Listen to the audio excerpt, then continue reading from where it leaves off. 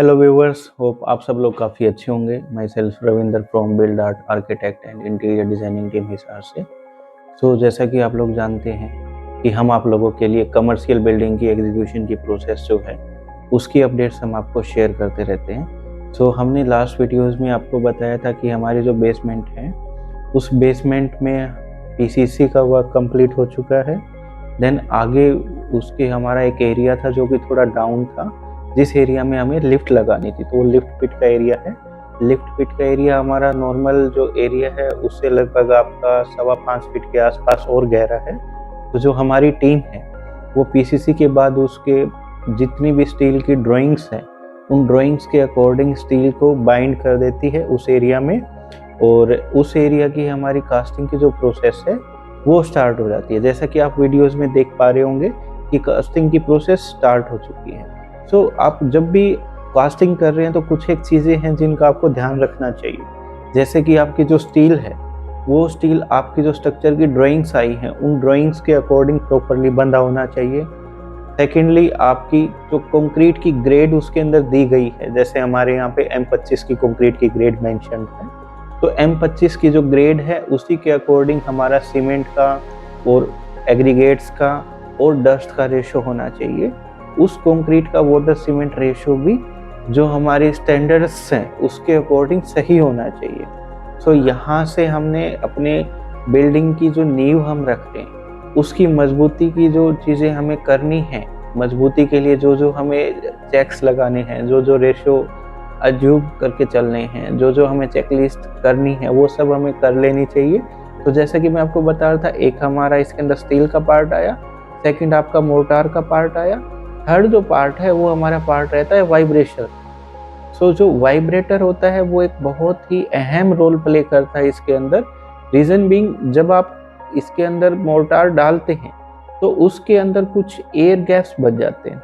उस air gap की वजह से हमारी कंक्रीट जो है उसके अंदर कैविटी बन के रह जाती है, और उस कैविटी की वजह से हमारी जो स्ट्रेंथ है वो काफ़ी कम हो जाती है।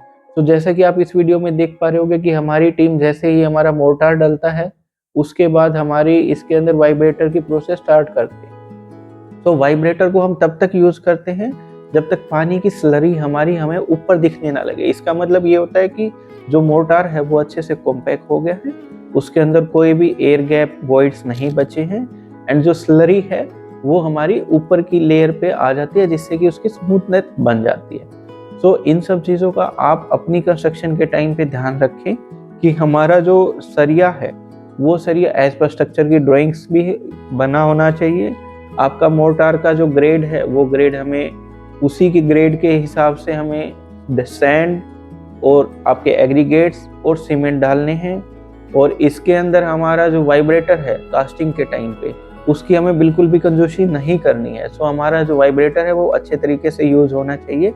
आप हमारी जो ये वीडियो है इसमें पैरेलली देख पा रहे होंगे कि हमारी टीम है वो मोर्टार बनाने के बाद उसको नीचे के एरिया में डंप कर देती है, और वहाँ से हमने एक ट्रेन की पटरी के जैसे लगा के और उस एरिया पे जहाँ पे हमारी मतलब डायरेक्ट कंक्रीट नहीं पहुँच सकता वहाँ के लिए एक पटरी बिछी हुई है जिसमें वो मोर्टार को डाल के वहाँ पे लेके जाते हैं और वहाँ पे उसको निकाल देते हैं।